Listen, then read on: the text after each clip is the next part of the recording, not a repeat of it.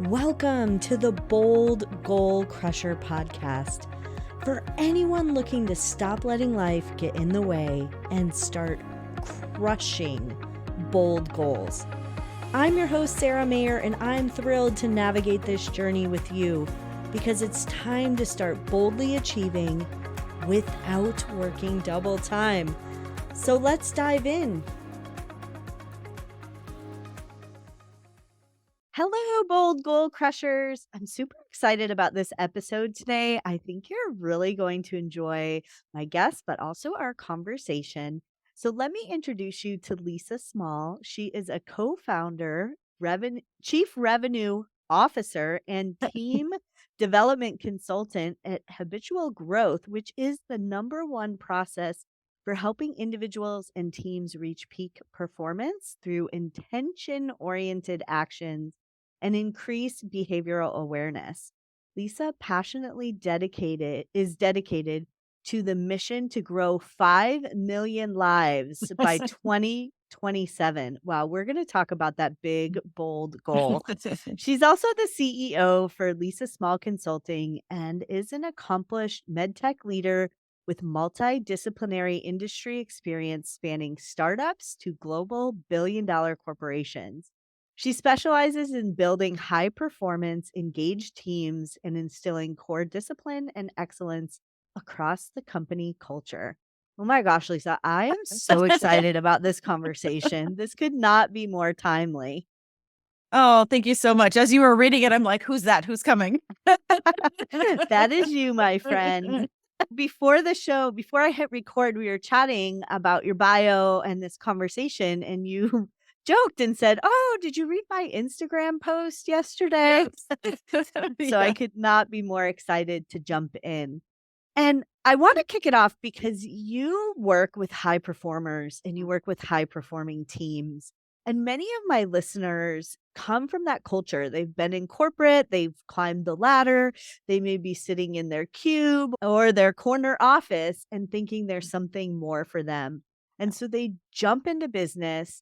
And now they're responsible for not only being a high performer and achieving things, but building that culture for their team. Yeah, absolutely. And I've done it. So I speak as much as I possibly can from experience because I think that's what people can relate to. And I did. And when you take that leap and what you had mentioned before, you and I were talking about the structure in the corporate world, and there's this built-in system that you operate in, and high achievers do very well in that environment. And then there's still something left on the table. So we take the leap and we go out on our own and we build our business. And it's really learning to map where you want to grow your business or develop you as an individual within that business and the team around you, and creating that same system and roadmap on a daily basis so that you can continue to track things. We get lost when we get landed in this place where there isn't the system, and you actually have to start at square one, build the system, operate in the system, and then hold yourself and people accountable to the system you've created. Yeah. And what a tremendous opportunity. I know many times when I worked at a company, and I won't name names, I was like, why do we do it this way? This is really interesting. And of course, there was always this person who knew everything. We do it like this because back then we only had duct tape and staplers. And so this is what we did. But when you are on your own and you're building it yourself, when you really get intentional, I love that you use the word intentional. When you really get intentional and create that company culture, it's so empowering.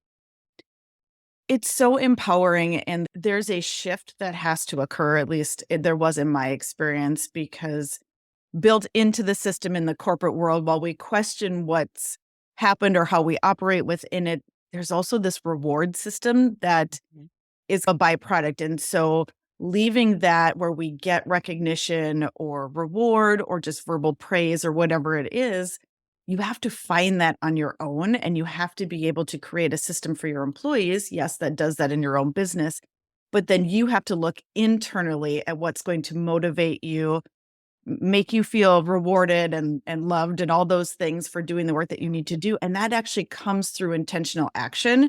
on a daily basis and tracking the progress. So when you look back over time, even though no one's clapping and handing you like Yeah, most there's no improved ceremony. award, yes, I you mean, look you could back, do that. you You could. could. Yeah.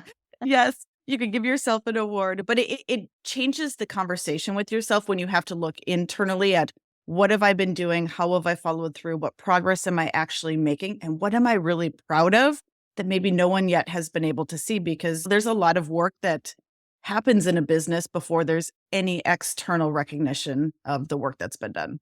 Yeah. And I always share my story. Right before COVID, during COVID, I was working at the Leukemia and Lymphoma Society, and they did a layoff like many companies did. And so I was really thrown into the deep end of the pool. And so the story goes, I was already building one of my courses online that I had been doing in person. And I got thrown in the deep end of the pool. I posted on LinkedIn. I was like, hey, if anybody has anything they need help with, I'm here, and I've been busy ever since. Yeah. But what going back to what you said about being really intentional was then all of a sudden I had all this work, but I didn't have structure.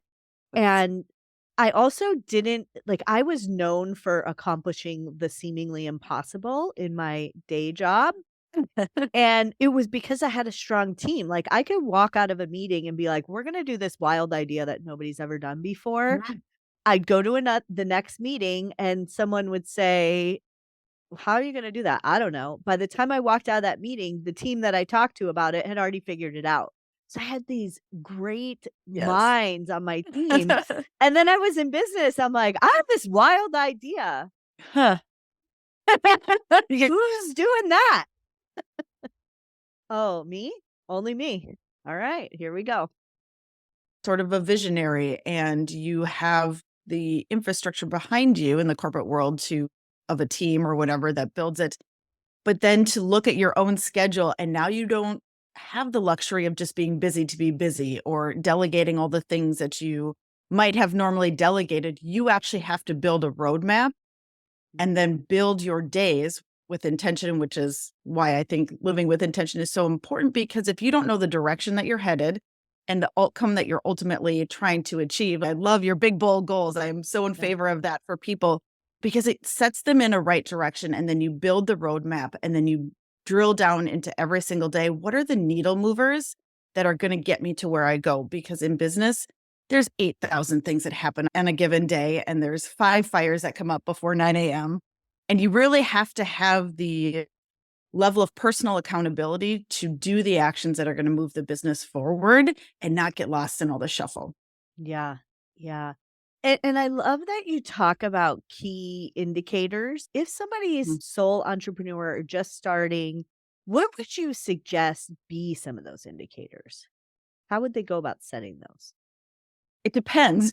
Yeah. The worst answer ever. It depends on the business and what they're looking for. I ask people to track even just small things at the beginning when they're starting is take 2 or 3 weeks and stick to your plan of building your calendar out with focused time blocks, time that you're going to build your website per se, time that you're going to dedicate to learning, time that you're going to dedicate to customers and start to build a routine of focused action before you do anything else. Because then you're going to be able to follow the metrics backwards and say, did this make a difference for me or did it not? And that's ultimately what you want to do is as you put work and effort into all the things it takes to lift your business off, you'll start to understand as you look back in time, yes, that actually did move the needle for me because I got 5 new customers out of that. Or, you know what? I'm really terrible at website design. That's something that I'm probably going to have to take off my plate and hand to someone else.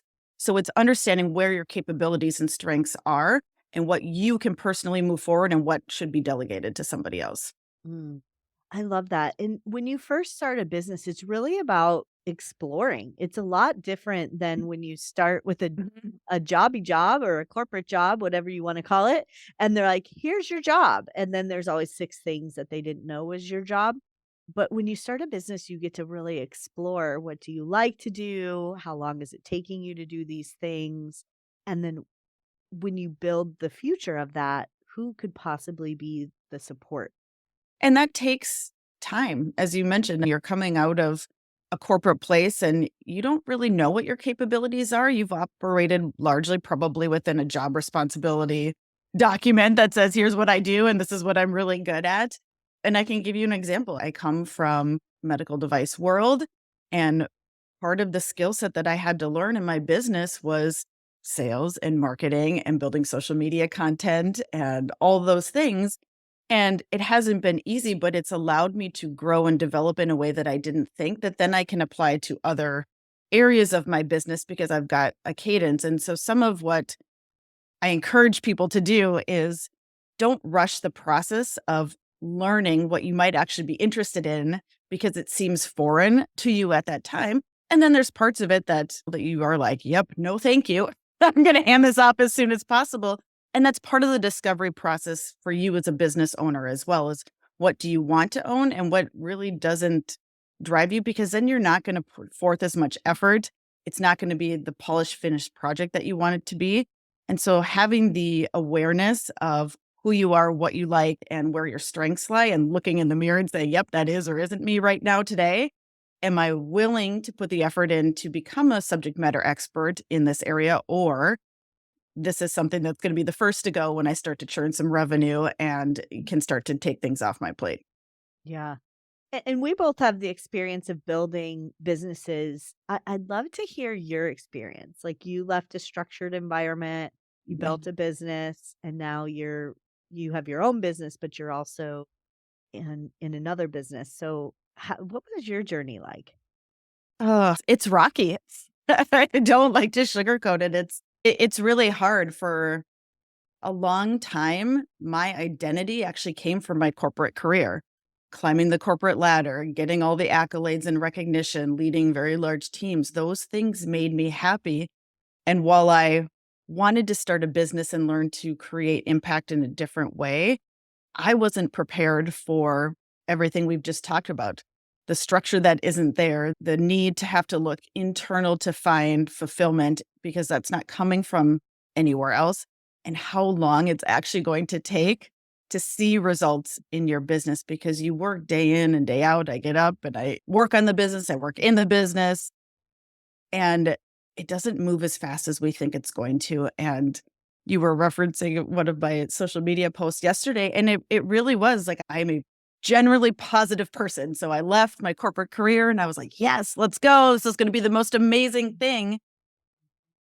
And now I operate through faith that the work I'm doing with intention on a daily basis is ultimately going to get me the result because the wheels are slowly churning. And so that's been a very long lesson for me, years in the making, to get to the point where I've built the system, I've engaged the right people, I've learned what my strengths are, and I'm humble enough to say I don't know that, and I'm getting better at that.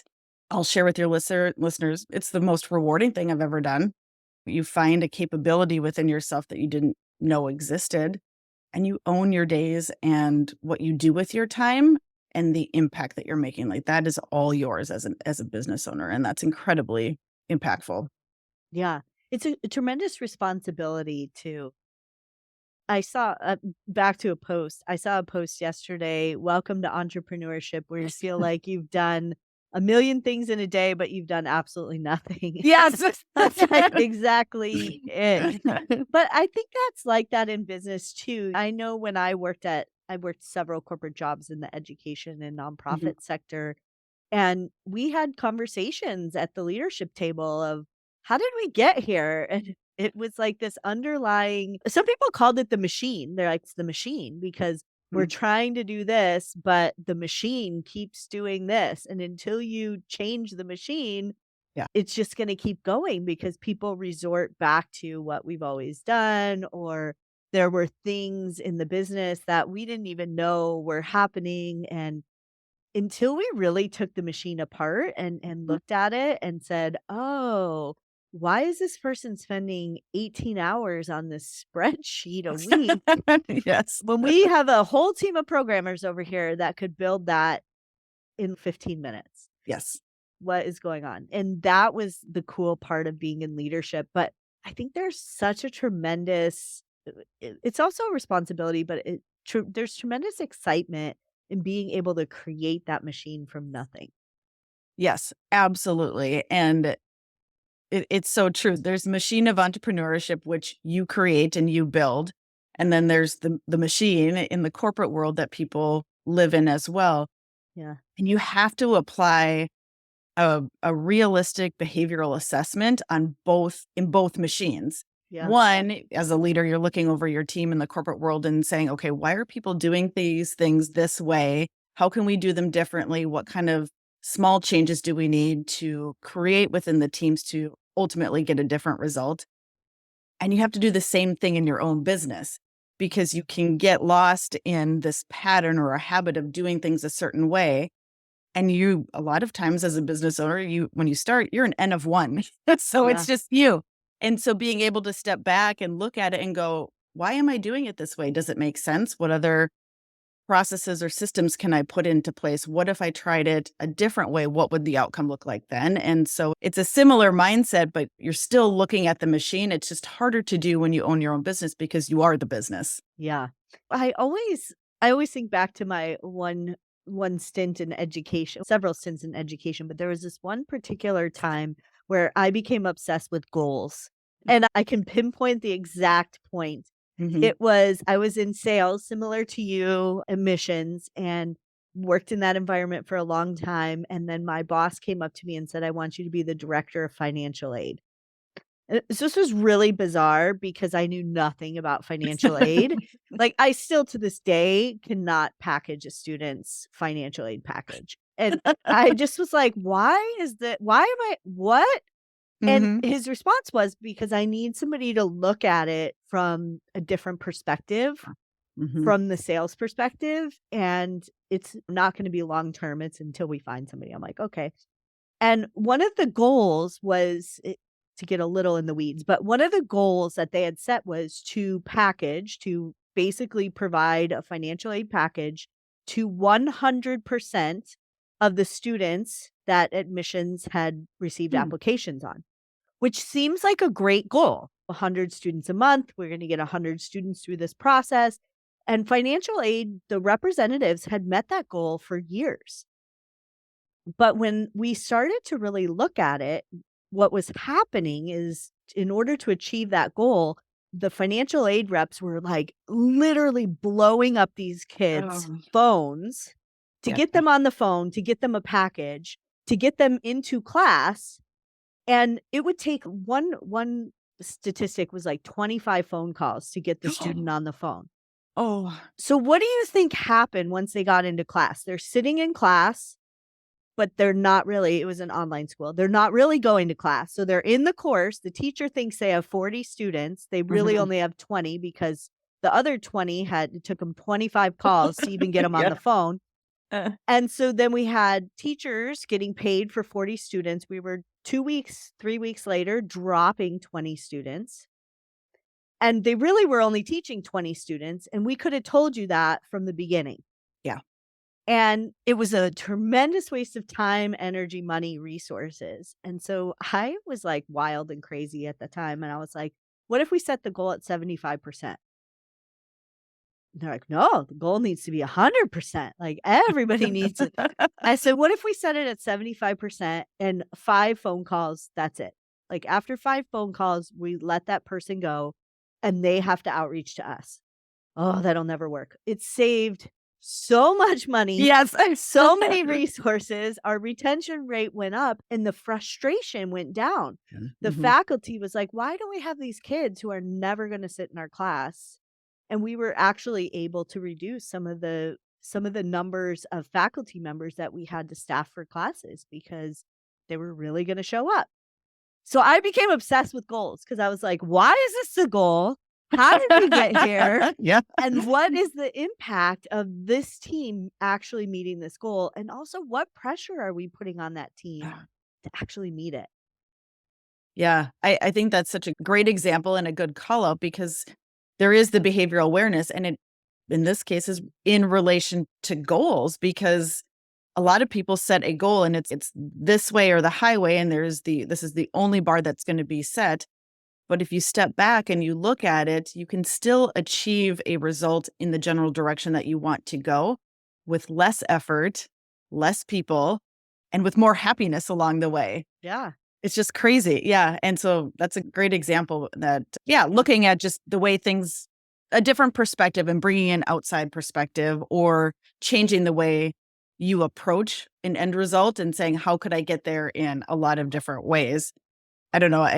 If you like to draw or do things, I always doodle when I'm trying to create goals, and it's like you circle in the middle, all right, here's what I'm looking for. And then I start to draw spider webs of possibilities of all the different things that could feed into that goal. Yeah. And then look where things overlap from a commonality standpoint and try and figure out what the needle movers are there and build the goals around those. You just hit the nail on the head. So many times people have goals, but they aren't really focused.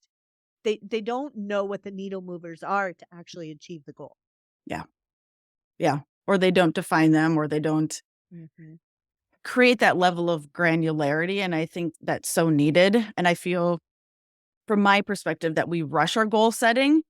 It's a January 1st activity or beginning of the fiscal year activity. And it's, we got to throw these goals on paper and then you don't have anything realistic to work towards because it's not measurable. It's not specific. You haven't defined what the needle movers are and you have no idea on how you're going to achieve it. I put it on a piece of paper and I'm good.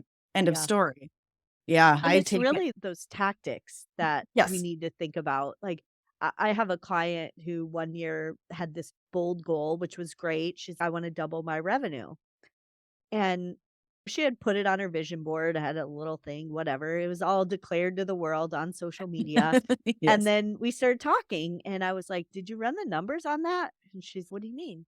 I'm like, "Are you willing to work double the hours or are you going to hire someone?"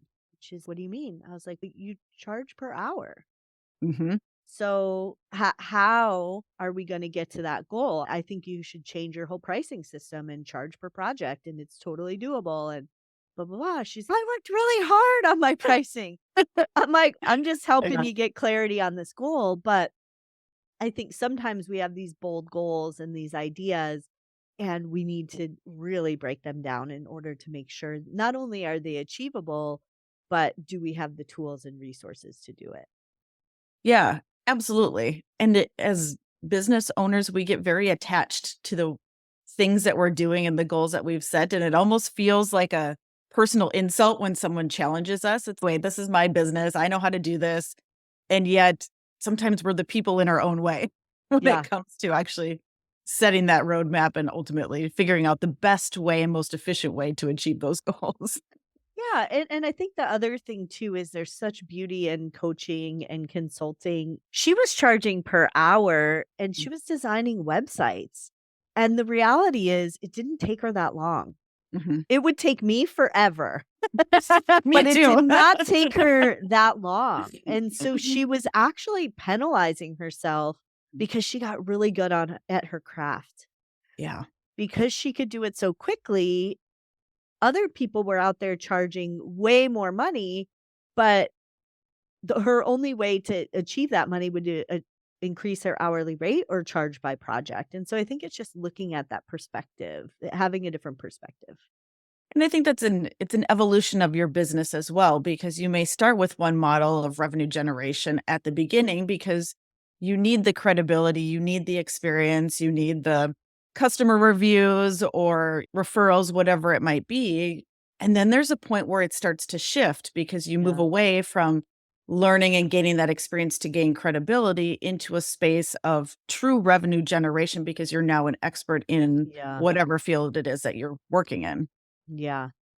Now, I know you do a lot of work with teams, and Mhm. many of the listeners are building a team or creating their team, or maybe they even brought over a team from when they left. What are some of the tips, tricks? Tell me all your wisdom on building teams. How long do we have? Tell me No. everything. I think there's a couple things that have worked well for me. For business owners that are just starting out, I think it's really important to find people who are moldable and moldable in that they're willing to learn and grow in a lot of different areas. So you may bring in, let's say, someone in a sales capacity, and they also have interest and capability to help with marketing. or customer relations or something that so you can utilize that person with more than one hat because you're going to be spread thin. You need to be able to offload things. So looking for someone that's really moldable is a great start. Obviously, you have to find people that are aligned with your core values and what you personally believe in. Because if I hire someone and one of our core values is integrity, we do what we say we're going to do. And if I've hired someone that doesn't live by that same set of values, that's going to be a very difficult relationship to maintain as a positive one because we will operate very differently just based on who we are and what we believe in. The other part is learning to do a couple of things for people. It's one, to build respect with them, and you have to go first. As the business leader or the business owner, you need to follow through on the very smallest details so that your people learn to respect you and then you work hard and they see you working hard. Mhm. When you gain their trust and you start to invest in them, whether that's their own development, stretching them in the business, providing them with recognition and awards, you gain loyalty. And so people become loyal to you because you've allowed yourself to build a trusting relationship and now you're rewarding them and showing that you care about them as a person. And then the one that really kills people, and it's so hard to do, is to hold people accountable. So Mhm. you set a standard in your business, and there are certain expectations that you want people to raise to or to have a minimum bar to, and then to have the hard conversations. People, whether it's a business owner, a corporate environment, that is the number one thing is people struggle with having the conversations to hold people accountable. And that's actually a huge leg of building a strong foundation of employees within your company or your team. Yeah. I love that you brought up accountability. I think this is something that, especially women entrepreneurs, if I could use them as a little group, they do have a hard time holding people accountable, in my experience. And I think it's because they want everybody to be happy and to be in their business and be excited. And it's hard to hold people accountable. But going back to that corporate culture where there's structures in place with the Mhm. reward systems, when you build some of those levers that are easy, in my experience, many people that I've had to hold accountable as a leader in corporate, they knew they weren't doing well, and I didn't really have to say anything. I just, "How do you think you're doing?" And they're like, "Well, totally suck. This job's not for me." Chris is not. I really there was only one time where I was like, "Okay, you think you're awesome and you're really not." But most of the time, they knew, they just didn't know how to fix it. And so it's like holding them accountable, but also giving them the tools and resources to do better in that role or maybe explore a different role. And so I love that you brought up moldable because when you have employees in your business that maybe aren't so tunnel vision on the one job, there may be an opportunity to move them into something that they're better aligned for and they might Yeah, enjoy as well. absolutely. And that's why I am a firm believer in all capacities, whether it's small entrepreneur business versus corporate environment, is getting to personally know your people and to develop them in a holistic manner. Because when Yeah. you do that and you change the conversations that you have with them, to not just be, hey, we're going to move you along this professional career path, or hey, we need to get these business objectives done, but what else are you interested? What else are you focused on? I cannot tell you the number of people that I've had the opportunity to lead that say, I want to be a people manager or a people leader. And I'm like, great, we don't have any Mm. tracks currently open, but there are opportunities that you can invest in your personal time. I can give you a Friday off every quarter if you want to go do Toastmasters. But then you start to change how people view their own development, and you are, as the manager or the business owner, are investing in them, and they're going to increase trust, respect, all of those things, loyalty with you. But then you get to see them in a different lens and, hey, this person's been working really hard on this. I Mhm. might give them this extra project or see if they can help in this capacity. And so it just creates this synergy within your business when you look at people holistically and all the ways that they're trying to Yeah. grow and develop versus I only see Sarah in her sales role. Yeah. And it's so interesting you brought up the people leader. Many times I've asked people, "What are your goals?" And they're like, "I never wanna manage people." Like, "Okay." But a lot of times their managers would assume their Mhm. former managers would be like, "She's the next person Yep. because she's the most senior." And so I love that you brought up getting to know your people because Mhm. so many times they truly know what they want or what they don't want. And having that connection and that respect really brings out the best in everybody as you're building a culture of business.